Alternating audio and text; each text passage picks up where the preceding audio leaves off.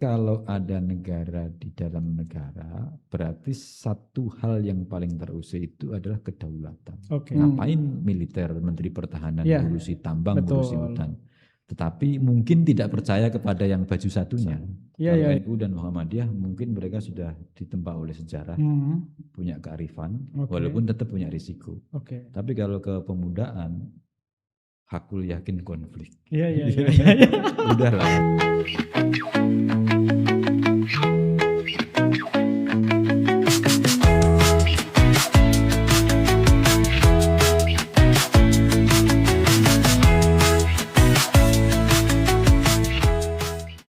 Halo Sobat Reformis, jumpa lagi kita di Reform Sindikat dalam program Hub Wicara. Hura! Pada kali ini kita kedatangan tamu yang sangat luar biasa, seorang ahli khususnya di wilayah hukum energi dan pertambangan, Bang Bisman Bahtiar, Direktur Eksekutif PUSEP, Pusat Studi Energi, Hukum dan Pertambangan.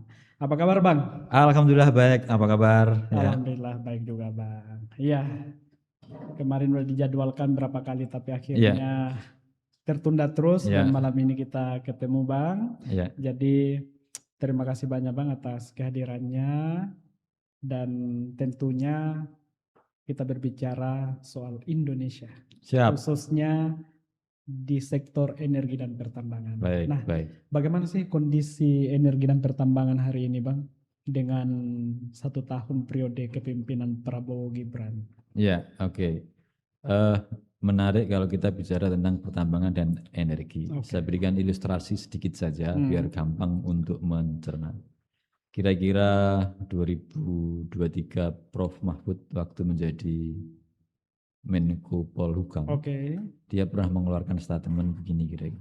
Kalau pengelolaan tambang itu baik, tidak ada korupsi, maka rakyat Indonesia itu akan mendapatkan gaji free 20 juta per bulan. Gitu. Menurut saya pernyataan itu terlalu lebih, tetapi ada benarnya juga. Gitu. Ada benarnya juga. Maksudnya begini, bahwa sebenarnya Indonesia itu punya kekayaan alam tambang yang besar itu benar.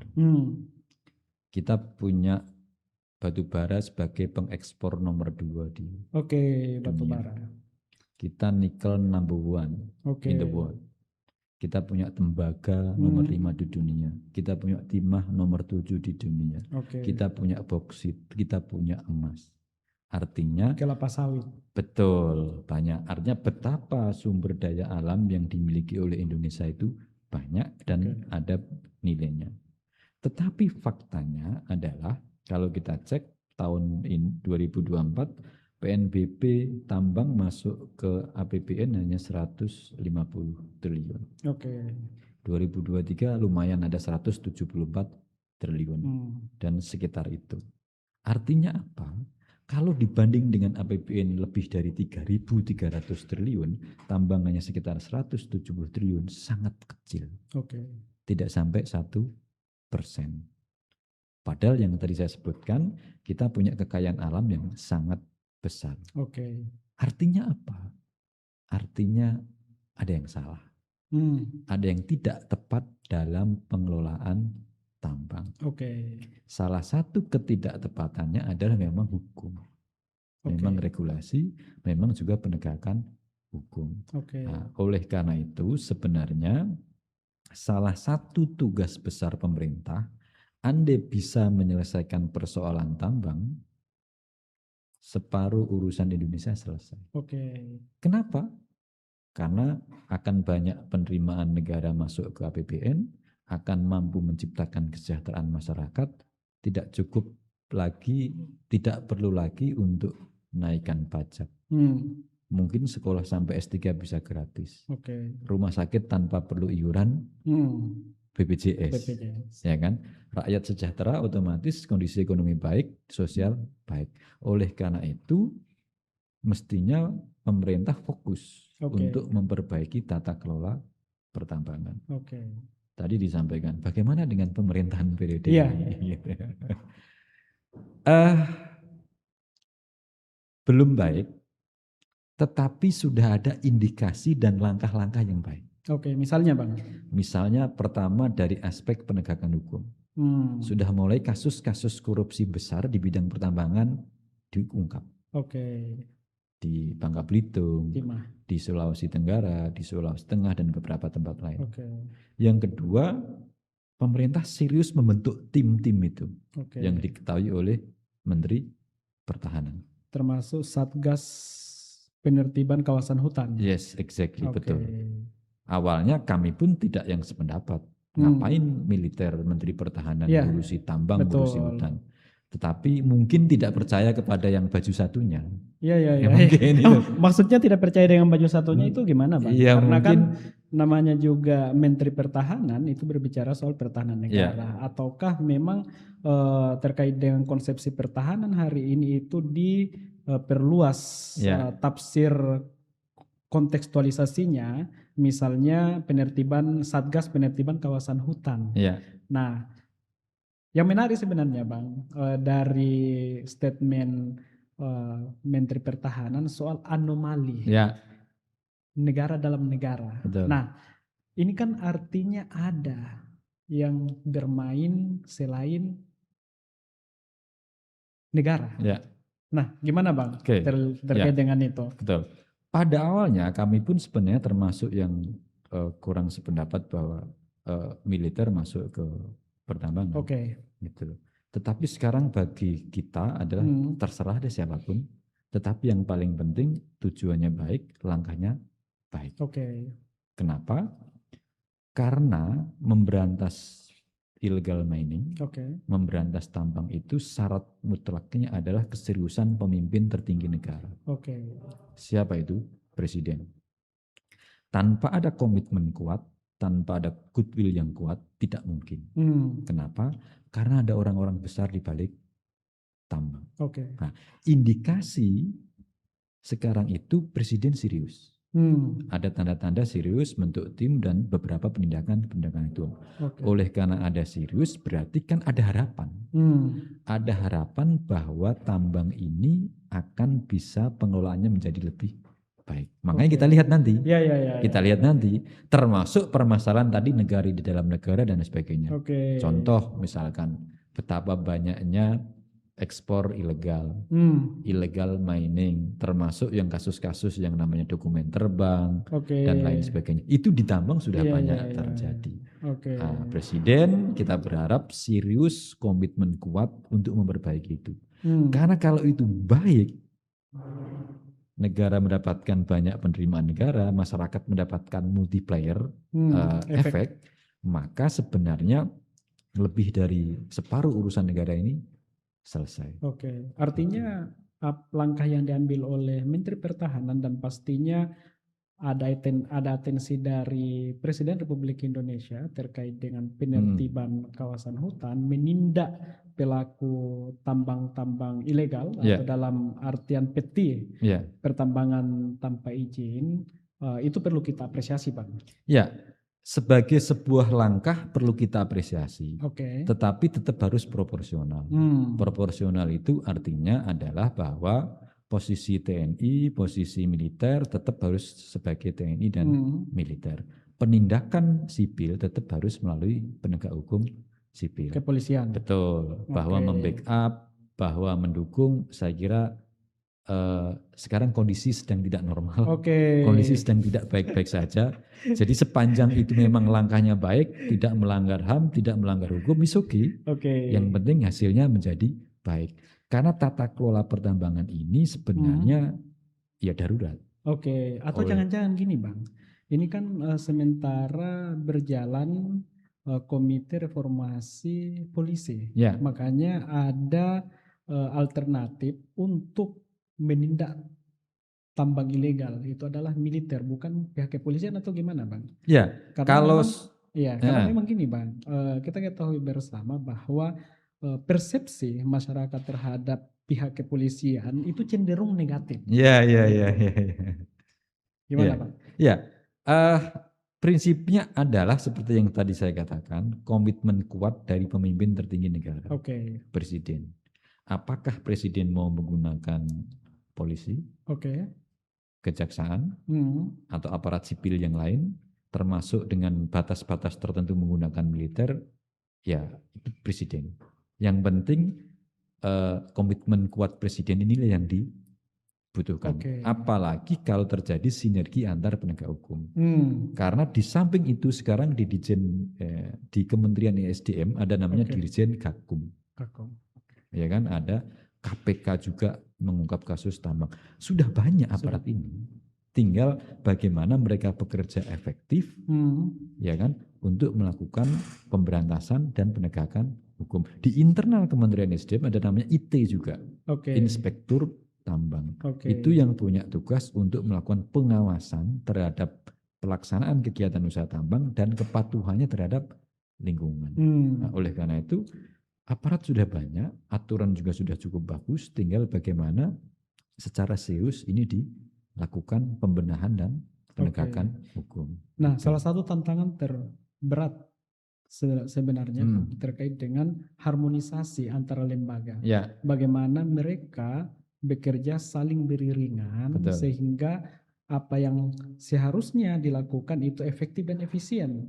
Jadi enggak overlapping, enggak saling sikat menyikut satu sama lain. Nah, ini sebenarnya bicara soal harmonisasi dan kerjasama. Nah, bagaimana melihat kondisi seperti itu hari ini? Apakah sudah mulai ada kerjasama lintas lembaga atau masih kurang? Karena kemarin kalau nggak salah 2 hari yang lalu Presiden Prabowo memanggil pihak-pihak terkait untuk menindak tambang ilegal. Ya. Pertama, kalau dalam operasi sehari-hari kegiatan usaha tambang itu tanggung jawabnya Menteri SDM. Lebih khusus Direktur Jenderal Pertambangan Minerba. Itulah yang bertanggung jawab. Dan dia punya aparat namanya Inspektur Tambang. Lebih dari itu di Kementerian SDM sekarang ada Dirjen Penegakan Hukum. Nah, itulah sebenarnya sektor yang paling bertanggung jawab terhadap kegiatan usaha pertambangan.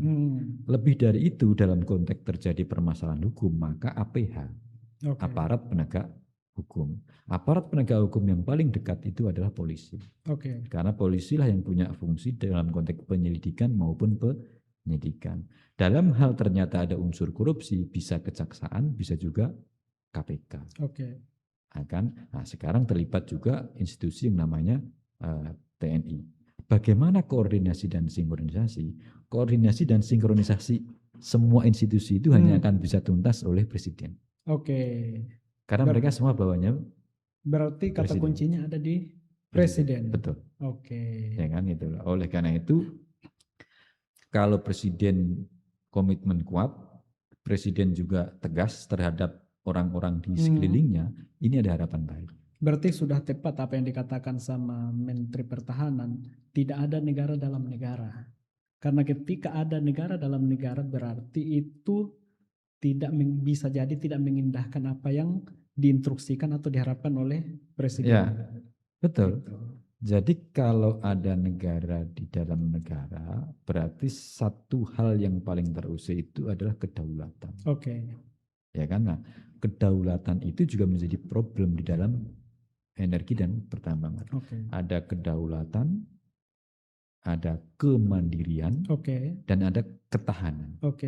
Nah, oleh karena itu 3 hal inilah yang sebenarnya juga harus seiring untuk dilakukan pengamanan dan perbaikan. Nah, di sektor pertambangan problem kedaulatan ini juga menjadi problem. Karena apa? Karena kita ini sudah terlalu lama menjual tanah air. Maksudnya gimana itu, Bang? Ya maksudnya tanah dan air itu dijual. Tanah itu maksudnya tambang mentah. Dan bukan untuk rakyat. Iya, tambang mentah atau tanah dan air, ya kan, tambang beserta air itu dijual mentah-mentah, diekspor ke luar negeri. Itu berlangsung puluhan tahun. Ya. Bagaimana yang benar? Yang benar itu adalah sekarang sudah mulai bagus dengan hilirisasi, dengan melakukan pengolahan dan pemurnian di dalam negeri. Jadi tanah dan air atau hasil tambang mentah itu mestinya diolah di dalam negeri, dimurnikan di dalam negeri, membangun ekosistem industri, satu mendapatkan added value, nilai tambah. Kalau kita jual mentah kan murah, Oke. dijual sudah diolah lebih Oke. mahal. Yang kedua mendapatkan multiplier Oke. efek pengganda terhadap ekonomi. Iya Bang. Gitu. Sebelumnya yang kita tahu di publik bahwa hilirisasi nikel itu cukup sukses. Enggak juga. Oh enggak juga.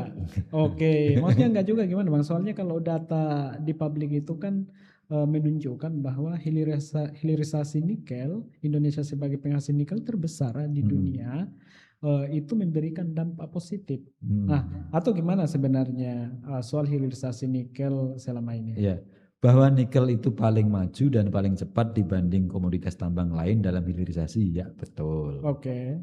Satu, bahwa nikel itu sudah banyak smelternya, bahkan over smelter, ya betul. Ya kan? Tetapi bahwa hasil nikel itu besar, enggak. Kenapa? Karena nikel itu baru sampai ke smelter. Artinya apa? Kalau sampai ke smelter itu hanya baru produk antara yang hanya setengah matang saja. Oke, dari ini kan smelter di Indonesia ada 54. 44 itu nikel. Oke. Nah, artinya itu masih belum utuh. Bukan, jadi smelter produknya itu hanya produk antara. Contoh dia menjadi ferronikel, jadi NPI. Ya, itu diekspor masih nanti akan menjadi bahan baku lagi. Artinya begini, maksudnya produk smelter itu hanya mampu meningkatkan nilai tambah sekitar 4 sampai 10 kali lipat. Tapi kalau nikel itu menjadi produk akhir, menjadi produk industri, maka nilai tambahnya bisa puluhan kali lipat.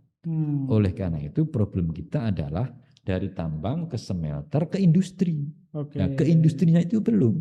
Contoh dulu yang digembar-gemborkan industri baterai EV, electric vehicle, juga belum maksimal dilakukan. Industri-industri yang berbasis nikel kan juga belum banyak. Nah, oleh karena itu bahwa smelter nikel sudah siap dan banyak, ya betul, tetapi hanya sampai pada produknya ferronikel dan NPI. Dan itu nilai tambahnya belum besar. Mestinya harus terus dihilirisasi sampai menjadi produk akhir. Itu akan jauh lebih besar. Itu satu. Yang kedua, apakah kita kekurangan teknologi atau gimana Bang? SDM mungkin? Ya, yang kedua smelter yang ada di Indonesia hampir semuanya itu smelter asing. China. Ya kan? Oleh karena itu ya tidak ada yang salah dengan asing dan China, tetapi kalau semuanya kan patut juga disayangkan. Apa yang menjadi problem? Betul, pertama memang investasi. Kedua memang teknologi. Ketiga memang expert atau tenaga ahli. Itu yang menjadi problemnya. Oleh karena itu sebenarnya PR Indonesia itu adalah bagaimana mendatangkan investor, membangun ekosistem industri berbasis pertambangan, tembaga, yang dari Freeport ke Gresik, bagaimana dari Gresik itu nanti masuk ke industri di Gresik, di Surabaya, di Sidoarjo misalkan itu. Timah, dari Bangka Belitung ke smelter, bagaimana membangun industri berbasis timah. Nikel dari Maluku, dari Sultra, dari Sulteng, ya kan, masuk smelter, dari smelter masuk ke industri. Nah, itulah yang semestinya terus harus dibangun oleh Indonesia. Jadi dari tambangnya dapat hasil, dari smelternya dapat hasil, dari industrinya juga akan mendapatkan hasil. Kalau itu terjadi, maka hasil tambang itu akan jauh lebih maksimal. Kira-kira kita butuh berapa lama untuk memaksimalkan hilirisasi energi itu? Pertama tergantung roadmap yang dibangun oleh pemerintah. Yang kedua tergantung kemampuan pemerintah mendatangkan investor. Apa syarat investor itu datang? Satu adalah pasti soal potensi cuan, ya kan? Menguntungkan enggak ini. Yang kedua ini yang paling penting soal kepastian hukum. Ini problem besar. Siapa sih yang mau menanam ratusan triliun, sekian triliun tetapi tidak aman? Itu pasti akan menjadi pertanyaan. Oleh karena itu bagaimana negara mampu mendatangkan investor dan menjamin kepastian hukumnya. Kalau misalkan itu terjadi dalam kurun waktu 10 tahun ini akan mampu menjadi negara industri yang kuat. Oke. Tetapi kalau itu tidak mampu, berat. Tidak mampu, Iya, contoh iya. yang sudah terjadi itu dimetal either atau hilirisasi di bidang batu bara. Sampai hari ini kan tidak ada investor yang masuk. Banyak yang minat, keluar lagi. Banyak yang minat, keluar lagi. Iya, iya. Ini Pertama, persoalan kepastian hukum yang nggak jelas. salah satunya memang investasinya terlalu besar. Oke. Kedua juga soal pasar. Ketiga memang juga soal jaminan kepastian hukum. Oke. Nah, inilah yang semestinya pemerintah mampu menangkap problem ini yang untuk bisa diatasi segera. Agar apa? Ya agar proses hilirisasi, agar proses membangun ekosistem industri berbasis tambang itu bisa lebih cepat. Oke. Gitu. Iya, hal yang menarik selain itu Bang, terkait dengan IPR, WPR. Ya. Nah, sebenarnya nyambung Bang terkait dengan masalah kepastian hukum. Ya. Kemudian dalam pengurusan administrasinya juga cukup panjang, walaupun udah ada modi hari ini. Kayak misalnya WPR, IPR itu butuh sekitar 11 bulan baru selesai. Gitu. Nah, memang salah satu hambatannya itu adalah pertama kepastian hukum ya Bang ya. Oke, kepastian hukum. Nah, kita melangkah ke tambang ilegal Bang. Menurut data yang ada, tambang ilegal ini yang tersebar di sekitar 30 provinsi itu sekitar 2.741. Itu. Nah, dan ternyata yang paling banyak itu adalah tambang ilegal emas. Itu sekitar 2.645 kalau nggak salah. Nah, sebenarnya gimana sih Bang soal apa untuk mengantisipasi tambang ilegal dengan jalan WPR IPR, karena data menunjukkan juga bahwa ada sekitar 3,7 juta penyerapan tenaga kerja dari tambang ilegal yang ada di Indonesia. Itu Bang. Oke. Problem tambang ilegal itu sudah sangat lama. Bertahun-tahun. Ya kan?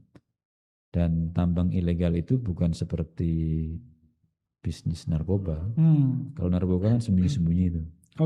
Kalau tambang kan kelihatan. Iya Bang, betul. Artinya kelihatan. Bahkan di Facebook itu Bang, banyak tuh yang mengupload aktivitas mereka dalam menambang. Betul. Betul. Artinya sesuatu yang kelihatan. Tidak perlu dicari-cari udah kelihatan. Artinya kok sekarang masih marah. Data 2000 sekian itu kan yang terdata, yang tidak terdata jauh lebih banyak. Pertama adalah problemnya, kenapa kok ada tambang ilegal? Pertama, kalau tambang-tambang skala kecil, tambang-tambang rakyat, penyebab utama itu adalah memang karena masyarakat yang berada di lokasi tambang itu merasa tanda kutip nih ikut memiliki, kira-kira begitu kan. Kok gua nggak ikut kebagian, itu satu. Ya kan. Yang kedua, memang terjadi ketimpangan. Ya kan. Para pelaku usaha tambang itu biasanya adalah orang-orang investor perusahaan di luar lokasi itu. Yang ketiga memang karena faktor ekonomi, ya ada kesempatan dia masuk. Tetapi ada juga tambang ilegal yang dilakukan oleh korporasi, oleh pelaku-pelaku besar, dan dipastikan di situ ada oknum, ada backing, ada aparat, ya kan? Nah, artinya ada dua karakter. Pertama, tambang ilegal yang dilakukan oleh rakyat dalam skala kecil, ya kan? Ya itu mungkin memang faktor sosiologis dan ekonomi yang berbicara. Bagaimana cara mengatasi ini? Cara mengatasi ini yang pertama adalah kalau memang tambang-tambang itu secara daya dukung lingkungan memungkinkan dilakukan lokasi tambang, terus yang kedua para pelaku-pelakunya itu memenuhi syarat, maka bisa saja mereka diberikan kesempatan untuk menjadi legal. Jadi sekalian mereka diberikan IUP atau diberikan IPR agar legal. Kalau sudah legal, maka berlakulah hak dan kewajiban. Satu, hasilnya akan masuk ke negara. Kalau ilegal kan nggak masuk ke negara. Pasti. Yang kedua, dia akan menjalankan good mining practice. Praktek pertambangan yang baik, yang itu diatur oleh Kementerian SDM. Yang ketiga, dia akan bertanggung jawab pada aspek lingkungan. Mereka wajib melakukan reklamasi, mereka wajib melakukan pasca tambang. Artinya daripada ilegal bertahun-tahun berjalan, ya sekalian aja dilegalkan agar tadi itu masuk ke negara, lingkungan aman dan menyerap tenaga kerja sepanjang memenuhi persyaratan dan daya dukung lingkungan. Tetapi terhadap tambang-tambang ilegal yang itu skala besar dilakukan oleh korporasi, di situ ada oknum, di situ ada oligarki, di situ ada pemain besar. There is no choice. Penegakan hukum. Kalau yang besar itu dilegalkan, tidak benar. Kalau yang besar itu, dia itu ilegal karena greedy, karena rakus, karena nyolong. Oleh karena itu tidak ada kata lain, penegakan hukum, dilakukan penindakan. Inilah yang bertahun-tahun lalu tidak terjadi. Bagaimana mungkin melakukan penegakan hukum? Jangan-jangan yang terlibat oknum aparat penegak hukum. Itu dia Bang, karena ini kan sebenarnya wacana lama Bang, terkait dengan penertiban tambang ilegal. Tetapi kan pada akhirnya sampai hari ini nggak bisa ditertibkan juga. Gitu. Banyak daerah-daerah atau titik-titik tertentu yang kemudian masih menjalankan aktivitas tambang ilegal. Padahal itu secara terbuka. Ya bukan hanya yang skala kecil, bahkan yang skala besar. Yang ratusan atau mungkin bahkan ribuan pekerja yang beraktivitas di situ. Nah, kita misalnya ya mulai dari Sulawesi di Sulteng, Gorontalo, kemudian Sulawesi Utara, kemudian lanjut ke Kalimantan, Kaltim, Kalsel, Sumatera, Aceh, Sumatera Utara, Mandalika Natal misalnya, kemudian Jambi, Bengkulu, Sumsel. Kalau di Sumatera yang paling besar itu kan di Sumsel Bang, kalau tidak salah. Kalau di Kalimantan itu di Kalsel, di Kapuas. Kalsel, Kaltim. Nah, kemudian di Indonesia Timur ada juga Papua Barat. Kemudian di Maluku itu ada di Pulau Buru. Kebetulan kemarin saya habis dari sana. Jadi sempat mendengarkan, kemudian juga saya research. Ternyata di Pulau Buru khususnya di Butak itu juga menjadi hal yang menjadi persoalan. Kenapa? Karena sampai sekarang belum ditertibkan. Ya walaupun itu menyerap tenaga kerja dari masyarakat lokal, tapi kan di situ banyak juga diskriminalisasi atau kekerasan. Tapi selain itu juga ternyata di sana luar biasa penghasilannya. Bayangkan misalnya saat ini hitungan paling minimalnya 1 bulan itu bisa 100 kilogram 100 kilogram emas gitu. Nah, menurut informasi bahwa ya ini ada yang booking itu, makanya susah. Bahkan kalau nggak salah beberapa bulan yang lalu sempat ada surat dari gubernur untuk penertiban Gunung Butak itu. Apakah itu dikelola oleh koperasi atau ini bukan hanya Gunung Butak Bang, tapi di daerah-daerah lain yang saya sebutkan tadi itu juga mengalami hal seperti itu. Nah, gimana solusinya nih Bang? Apakah dengan adanya pertemuan 2 hari yang lalu oleh Presiden Prabowo memanggil pihak lembaga-lembaga terkait untuk menindak tambang ilegal itu menjadi solusi atau seperti apa? Betul. Itu bisa menjadi solusi. Ya kan, dengan catatan memang betul Presiden serius. Karena tadi itu tambang ilegal banyak melibatkan oknum. Baik itu pemerintahan, aparat, termasuk mungkin juga organisasi dan sebagainya. Oleh karena itu tanpa ada komitmen kuat Presiden, maka pasti penegakan hukum itu akan tumpul. Nah, kita melihat bahwa Presiden sekarang itu kelihatannya serius. Makanya kita tunggu ini hasilnya. Ya kan, apakah betul-betul yang bisa kita tunggu. Yang kedua, memang ada problem bahwa di tata kelola pertambangan itu relatif sentralistik. Oleh karena itu partisipasi daerah itu kurang. Kenapa sentralistik? Karena di undang-undang yang baru, ya kan, mulai perubahan undang-undang 4 tahun 2009 menjadi 3 tahun 2020, itu seluruh urusan pertambangan itu ada di pusat perizinan. Baru didelegasikan melalui Perpres 55 tahun 2022. Itu pun hanya IPR dan mineral non logam. Artinya kewenangan daerah begitu kecil. Daerah itu hanya provinsi. Sedangkan kabupaten kota tidak punya kewenangan atau urusan pemerintahan sama sekali. Bahkan terakhir oleh pemerintah pusat untuk mineral logam, IPR juga akan ditarik ke pusat. Ya kan? Nah, oleh karena itu sebenarnya ini nanti menjadikan daerah semakin apatis untuk ikut berpartisipasi dan bertanggung jawab terhadap persoalan pertambangan. Nah, oleh karena itu persoalan pembagian urusan ini antara pusat dan daerah semestinya juga harus dilakukan secara proporsional, betul. Sehingga ada guyonan gini suatu ketika, namanya guyonan, ada suatu ketika kecelakaan tambang, dialog gubernur dan bupati. Pak Bupati, itu ada di wilayahmu kecelakaan tambang, biarin aja, itu kan urusan pusat. Artinya daerah merasa tidak bertanggung jawab karena apa? Hasilnya diambil pusat dan dia hanya mendapatkan impact yang permasalahan sosial ekonomi di daerah. Nah, cara pandang ini memang tidak tepat. Oleh karena itu persoalan ini kalau tidak diselesaikan dengan arif dan bijaksana berbahaya. Tidak hanya pada aspek ekonomi dan pendapatan, tapi juga aspek integrasi bangsa. Karena ini nanti akan menjadi bibit-bibit problem di kemudian hari. Daerah merasa tidak dilibatkan, padahal kekayaan alam itu ada di daerah, ada di lokasi terdekat dia. Sedangkan kalau masalah dia pertama kali akan mendapatkan masalah. Oleh karena itu formulasinya mestinya ada pembagian urusan pemerintahan di bidang pertambangan yang proporsional antara kabupaten kota, provinsi dan pusat. Dulu di undang-undang lama 4 tahun 2009 kabupaten kota memang punya kewenangan.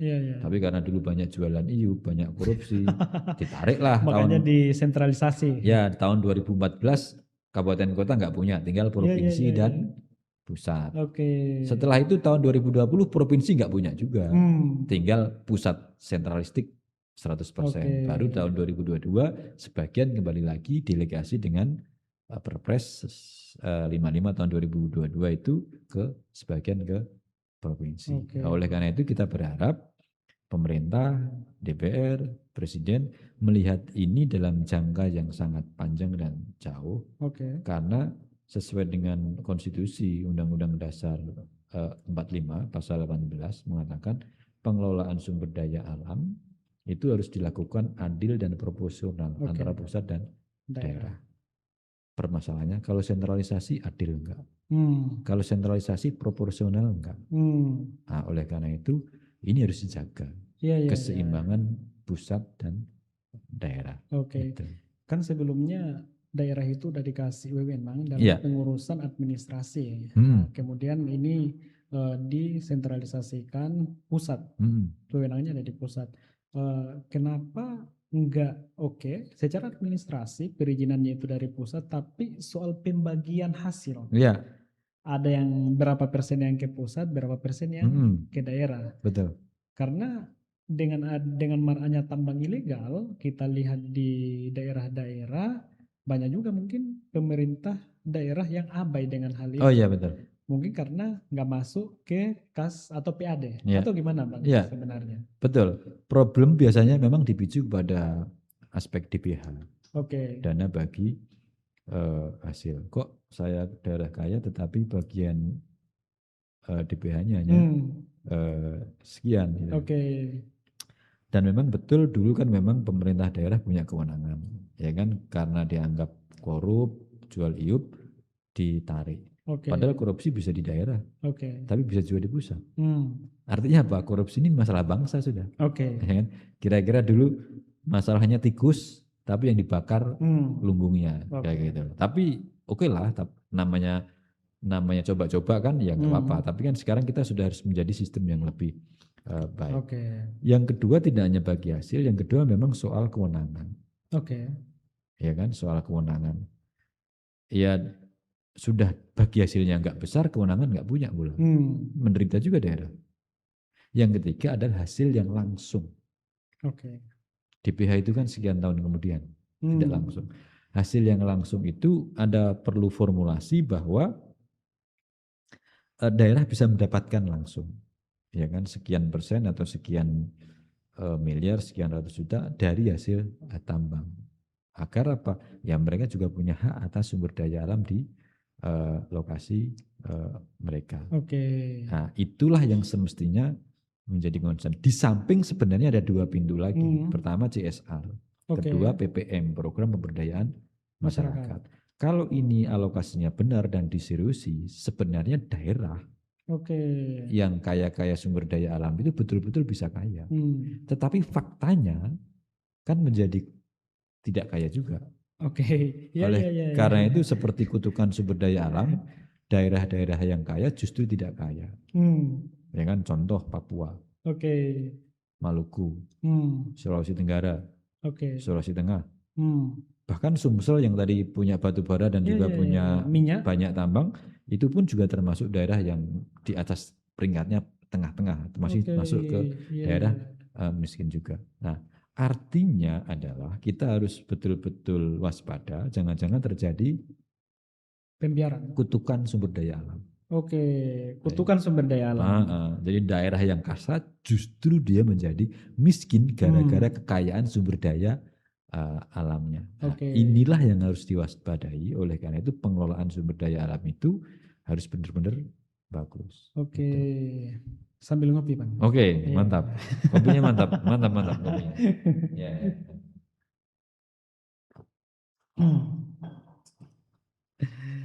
Iya, Bang. Jadi beberapa hari yang lalu di NTB itu pemerintah menetapkan 16 blok wilayah pertambangan rakyat. Dan akan ada panen raya emas perdana oleh Koperasi Selonong Bukit Lestari di Sumbawa. Itu 17 November kemarin, Bang. Gitu. Nah, dengan pengelolaan tambang yang sebelumnya ilegal misalnya kemudian dilegalkan melalui WPR, IPR, dan itu dikelola by koperasi. Bagaimana, Bang, prospek koperasi dalam pengelolaan tambang ini, Bang? Kalau koperasi memang sebenarnya bagus karena memang koperasi ini seperti sokok guru ekonomi Indonesia, pengelolaan yang berbasis pada anggotanya yang notabene masyarakat. Nah, ini terkait juga dengan kebijakan di undang-undang yang baru, revisi Undang-Undang Minerba di tahun 2025 ini ada Undang-Undang 2 tahun 2025. Ini ada afirmasi. Afirmasi itu maksudnya adalah memberikan kepada pihak-pihak tertentu untuk bisa mendapatkan prioritas dalam pengelolaan tambang.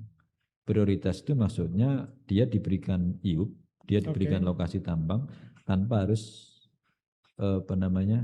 lelang. Siapa itu? Satu, ormas keagamaan. Yang sudah ramai kan NU dan Muhammadiyah. Ya kan? Kemudian yang kampus. Kedua, perguruan tinggi, tetapi dengan syarat dikerjasamakan dengan badan usaha yang lain. Yang ketiga, koperasi. Yang keempat, UKM, usaha kecil dan menengah. Dan yang kelima, badan usaha swasta lain yang melakukan hilirisasi. Mereka ini pihak-pihak yang bisa diberi prioritas untuk mendapatkan IUP. Maksudnya atau latar belakang kebijakan itu adalah tambang ini cenderung dilakukan oleh pelaku besar dan ini dilakukan kebijakan afirmasi untuk memberikan kepada beberapa kelompok-kelompok yang akan diberikan lokasi tambang. Baik itu ormas, baik itu perguruan tinggi, koperasi, UKM dan badan usaha swasta yang lain. Nah, kita lihat nanti, ini kan belum berjalan, permennya juga baru keluar, ya kan? Apakah tanda kutip nih pemerataan pengelolaan pertambangan itu nanti akan bisa berhasil?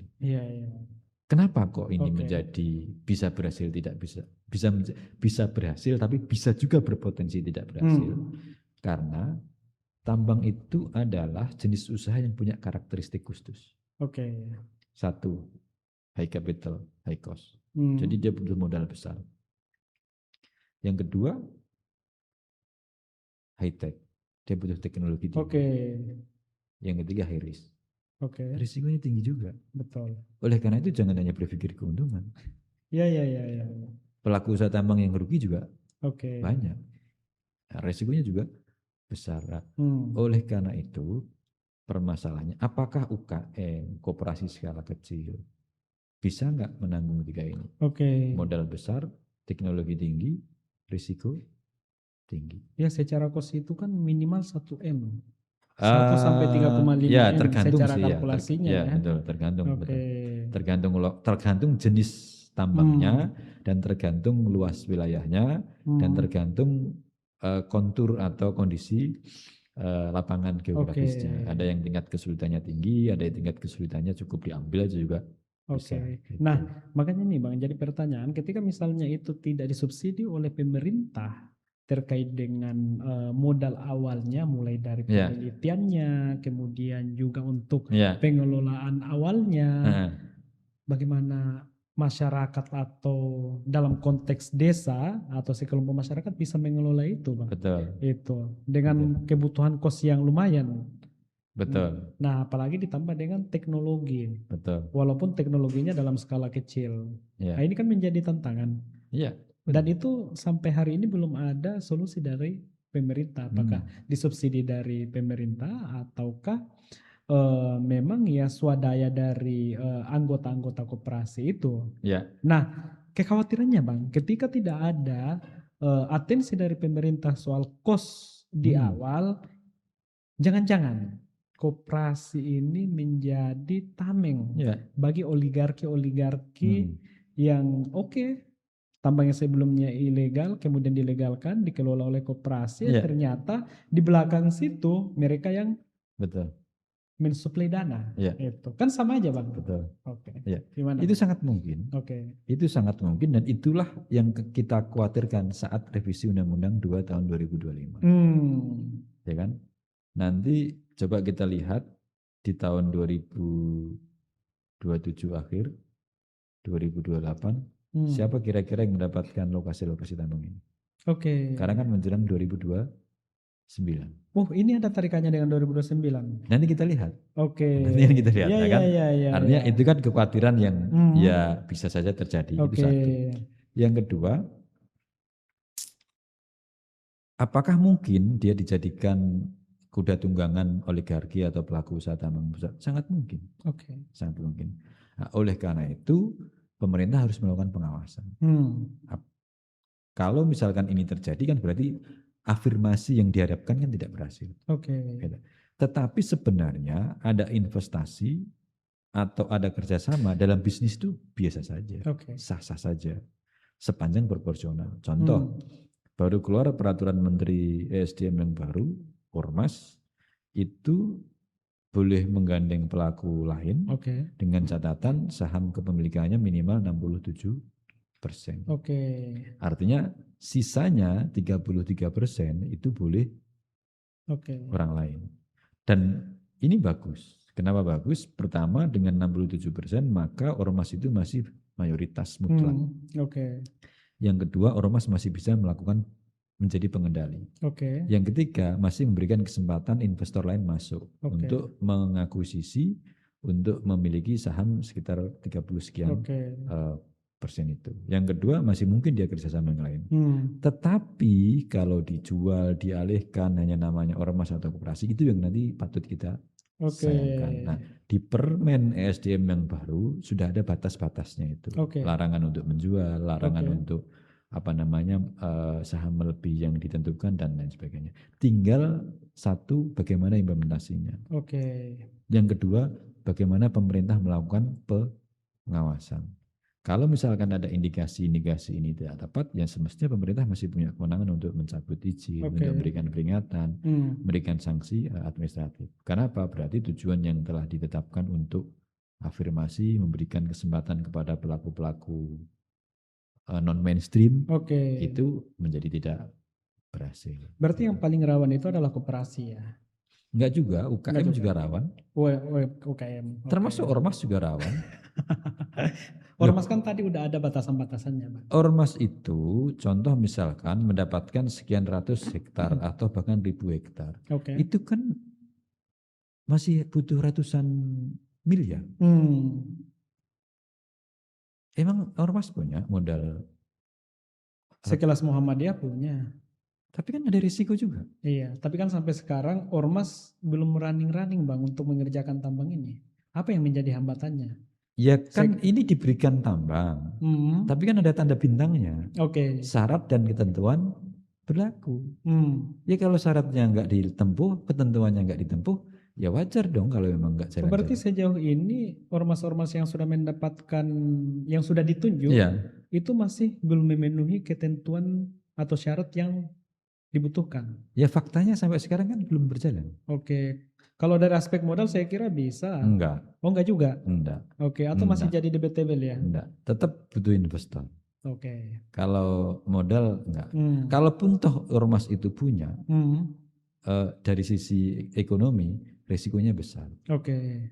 Tetap secara proporsional dalam bisnis sah untuk menggandeng investor. Cuman tadi itu proporsional dan harus dihitung visibility study-nya. Visible enggak dalam konteks itu. Kalau ormas menanamkan ratusan miliar uangnya ke tambang, ganti PT saja ormasnya. Gitu. Apalagi sekarang NU lagi menghadapi friksi, jadi agak susah untuk kelola tambang, Bang. Itu kurang tahu kalau itu saya. Gak intermezzo aja. Iya, tapi ini Bang, apa dengan ormas mendapatkan ini wewenang untuk mengelola tambang, bukannya itu mengurangi independensi atau kebebasan untuk bersuara mengkritisi pemerintah? Tidak diberikan tambang aja kan sudah nggak kritis. Ya. Oke. Kalau kita lihat dalam sekian tahun terakhir ini kan siapa yang tidak merapat ke pemerintah? Oke. Ya kan. Nah, artinya diberikan tambang, apakah malah semakin tidak kritis? Ya bisa jadi itu dah.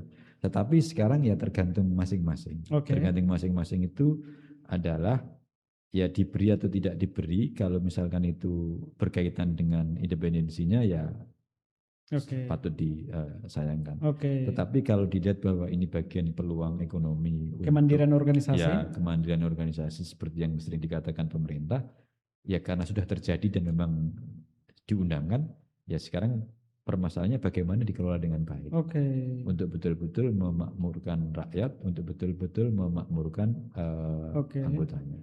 Iya Bang, semestinya bukan hanya NU Muhammadiyah dan beberapa ormas keagamaan yang dikasih, tapi juga ormas kepemudaan. Maksudnya ketika ormas kepemudaan mendapatkan wewenang untuk mengelola tambang dengan skala mungkin lebih kecil dibandingkan ormas yang sudah menerima hari ini, itu juga bisa untuk memberikan kemandirian organisasi, kepemudaan, dan juga meng-upskill kader-kadernya. Nah, misalnya Cipayung Place, kan sampai sekarang Cipayung Place belum mendapatkan itu Bang.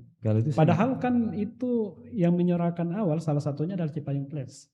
Kalau itu malah saya tidak setuju. Oh gitu Bang. Kenapa Bang? Satu, justru akan menghancurkan organisasi itu. Yang kedua, kedewasaannya belum terbangun. Yang ketiga, potensi konfliknya luar biasa besar. Kalau NU dan Muhammadiyah mungkin mereka sudah ditempa oleh sejarah, punya kearifan, walaupun tetap punya risiko. Tapi kalau kepemudaan, hakul yakin konflik. Iya.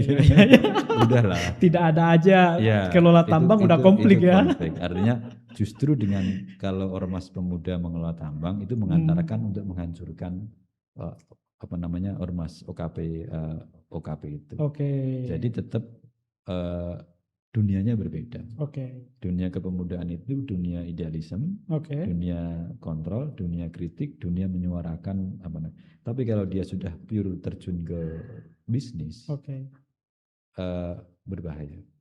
Karena suasana batinnya sudah bukan suasana perjuangan, tapi nanti menjadi suasana kemapanan dan itu membunuh, dalam tanda kutip pragmatisme. Betul. Tidak hanya membunuh organisasinya, tetapi membunuh nyali dan orang-orang yang nanti bergerak di bidang itu. seperti banyak orang katakan kan bisnis tambang ini kan ada bisnis panas-panasnya juga. Oke, Kalau iya itu- iya iya iya. Iya. Kalau itu di OKP kan agak ngeri-ngeri juga. Iya, iya, Ngeri-ngeri iya, nggak ada iya. sedapnya. Ini Gitu. udah bisnis yang ada panas-panasnya, sementara generasi muda juga di ini masa-masa panas. Betul, Hmm. betul. Periodisasi yang 2 tahun 3 tahun bisa molor itu nanti. Gara-gara ada Bisa mengikuti periodisasi presiden itu. bisa periode presiden atau periodisasi pengelolaan tambangnya itu. Iya iya Bahaya iya itu. iya iya iya. Ya Gitu. jangankan itu Bang, misalnya ke NPI aja yang belum kelola tambang udah 7 lisme Bang. Ya, Ya, ya. apalagi kalau kelola Apalagi, tambang betul. bisa lebih dari 7 lisme, Berapa berkali-kali isme? lipat. Ngeri itu nanti, ngeri betul. Oke betul. oke oke oke. Heeh. Nah, oleh karena itu Bang, dengan melihat kondisi kita berharap bahwa apa yang diharapkan masyarakat Indonesia dan juga ini menjadi salah satu prioritas Presiden Prabowo untuk swasembada energi. Ya, Tapi kan faktanya di lapangan ternyata tambang-tambang ilegal itu masih marak dan itu dinikmati sebagian kecil masyarakat Indonesia. Nah, jadi apa pesan-pesan yang perlu disampaikan kepada generasi muda supaya apa yang terjadi hari ini Ya. itu bisa diminimalisir gitu. Oke. Tambang dan energi sebenarnya sesuatu hal yang berbeda. Oke. Oke. Tambang yang berkaitan dengan energi itu hanya batu bara, ya kan? Oke. Sedangkan migas itu kalau di dalam dunia industri itu jarang disebut tambang, walaupun dia tambang juga. Oke. Ya, migas. Nah, apa kaitannya dengan energi? Ya, kalau energi itu sebenarnya problem kita adalah soal pertama tidak berimbangannya antara pasokan dan kebutuhan. Oke. Contoh BBM. BBM itu kita butuhnya sehari itu 1,6 juta barrel Oke. per day. Sementara produksi migas kita itu hanya 600 ribu barrel. Oke. Bayangin aja. Berarti kan kita minus 1 juta barrel per hari. Per hari. Itu di bidang energi. Untuk memenuhi kebutuhan kekurangan BBM Indonesia. Oke. Itu satu. Yang kedua, kilang itu adalah untuk mengolah minyak mentah menjadi BBM. Oke. Itu kapasitas hanya 1 juta barrel. Oke. Ya kan? Artinya sebenarnya kilang kita itu juga impor crude oil. Oke. Impor minyak mentah. Jadi kita itu impor minyak mentah, kita juga impor BBM tiap hari. Oke. Nah, itu problem utama di bidang energi khususnya BBM, tidak berimbangnya antara pasokan. Jadi kebutuhan BBM kita itu tiap tahun naik sekitar 3%. Oke. Sedangkan produksi migas kita tiap tahun turun sekitar 2%. Jadi nggak nyambung. Itu agak berbahaya. Isu kedua adalah di bidang energi kita itu sudah mau masuk ke fase transisi energi. Oke. Transisi energi itu adalah beralihnya energi berbasis fosil menuju ke energi berbasis energi terbarukan. Ya kan, untuk menuju net zero emission di 2060. Nah, sekarang kita baru sampai ke 13% bauran energi kita yang berasal dari energi terbarukan. Oke. Masih jauh. Ya. Padahal kita punya resource energi yang cukup besar. Oke. Kita nomor 1 geothermal di dunia. Oke. Dan geothermal kita baru sedikit yang dimanfaatkan. Oke. Kita punya biomasa, kita punya tenaga laut, kita punya tenaga air, kita punya tenaga bayu. Segalanya ada. Ada, solar cell kita juga punya. Tetapi tadi itu belum bisa dimanfaatkan dengan maksimal. Oke. Tetap permasalahan investasi, permasalahan harga jual, permasalahan kepastian hukum dan sebagainya. Nah, oleh karena itu sebenarnya 2 PR besar pemerintah. 1, tata kelola pertambangan, 2, tata kelola di bidang energi. Baik energi konvensional yang berbasis fosil, penyediaan BBM dan listrik melalui batu bara. Yang kedua, bagaimana secara bertahap beralih dari energi fosil, migas dan batu bara ke energi terbarukan. Ini butuh waktu panjang. Tidak bisa 10 tahun. Pasti lebih dan butuh modal yang besar. Nah, tetapi kalau tidak dimulai hari ini, kapan lagi? Betul. 1, batu bara berkurang. Minyak bukan hanya berkurang, bahkan sudah sangat minus. Padahal kita punya sumber yang lain banyak. Oke. Geothermal, solar, bayu, biomasa dan sebagainya. Nah, tinggal bagaimana ke depan itu dimanfaatkan. Di samping secara ekonomi sangat menguntungkan, secara lingkungan itu juga cukup baik. Karena green energy yang dari aspek emisi juga sangat rendah. Nah, itu yang sebenarnya juga menjadi problem besar pemerintah di bidang energi. Gitu. Untuk generasi muda gimana, Bang? Kalau untuk generasi muda, kalau hari ini kita bicara politik,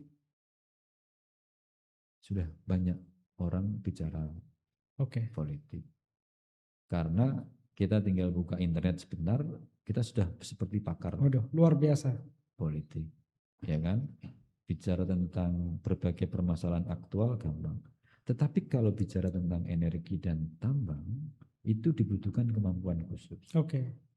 Oleh karena itu kalau ada pemuda, generasi muda yang concern kepada isu tambang, isu energi, saya kira itu sangat bagus. Karena di samping sektor yang lain, sektor yang paling penting tadi itu tambang dan energi. Sekarang di samping pangan, bisa jadi energi ini yang paling penting. Apa urusan kita yang tidak berkaitan dengan energi? Listrik, energi. Naik kendaraan, energi. Listrik mati 1 menit aja, sudah berapa kerugian kita? Sekarang tambang. Apa yang di dekat kita yang tidak ada unsur tambang? Ini ada tembaga, ada timah. Baju yang kita pakai ada unsur tambang. Gadget ada unsur tambang. Artinya tambang itu sudah sangat dekat dengan kehidupan manusia. Energi, tanpa energi kita tidak mungkin bisa berlakukan aktivitas. Betapa energi dan pertambangan itu sektor yang sangat strategis. Oleh karena itu menurut Undang-Undang Dasar 45 kan dikuasai oleh negara. Oleh karena itu bagi para pemuda, bagi para generasi muda, seriusilah melakukan advokasi di bidang energi dan pertambangan. Advokasi kebijakan publik, mengawal agar kebijakan ini benar dan tepat. Bagaimana melakukan advokasi? Tanpa paham kan nggak mungkin. Oleh karena itu paham, oleh karena itu belajar. Dan butuh waktu. Beda dengan tadi itu, kalau politik kan cukup scroll-scroll udah paham. Ini butuh waktu. Ya kan? Nah, oleh karena itu kalau teman-teman pemuda mau ikut pelatihan, mau seminar, workshop, kami rutin menyelenggarakan. Dan Di Pusep. Yes, exactly, betul. Kami sudah banyak kerjasama dengan berbagai macam organisasi untuk bagaimana teman-teman pemuda, generasi muda melakukan advokasi, lebih paham, baik di dunia energi dan pertambangan. Karena ke depan sektor ini tantangannya sangat besar dan sangat strategis. Apalagi di Indonesia dengan kekayaan sumber daya alam yang luar biasa kita miliki. Betul. Kemudian dihubungkan dengan bonus demografi. Ya. Yang sekitar 67% dari jumlah penduduk Indonesia di 2030. Ya. Artinya memang ya ketika misalnya generasi muda hari ini bisa konsen pada energi dan pertambangan, selain bicara soal memaksimalkan bonus demografi, pertumbuhan ekonomi nasional bisa jadi bukan hanya 8%, tapi di atas 8%. Iya, gitu. Nah, ini yang kemudian menjadi refleksi bagi kita semua, khususnya generasi muda ya Bang ya, terkait dengan bahwa salah satu peluang terbesar bagi Indonesia menuju Indonesia Emas adalah di sektor energi dan pertambangan. Tetapi juga banyak tantangannya ya Bang ya. Iya. Gitu. Nah, tantangannya inilah yang kemudian tadi sedikit banyak kita bahas. Salah satunya adalah penindakan tambang ilegal. Betul. Jadi ya semestinya kelompok-kelompok yang ada dalam negara ini yang terlibat, kita nggak tahu siapa yang terlibat Bang. Nah, itu perlu menyadari bahwa ya kehidupan ini sementara. Ngapain mengumpulkan pundi-pundi yang luar biasa kan? Apalagi udah berbicara soal tadi Abang sempat mention 2029 ya. Ada tarikannya gitu Bang. Oh ya, pasti ada. Pasti ada tarikannya. Iya. Nah, apalagi dihubungkan dengan politik ya Bang ya. Politik 2029 ya untuk apa gitu loh Bang. Sementara masih banyak Ya, masyarakat Indonesia yang secara pekerjaan masih nganggur betul, gitu. betul, Generasi muda banyak yang nganggur Bang. betul.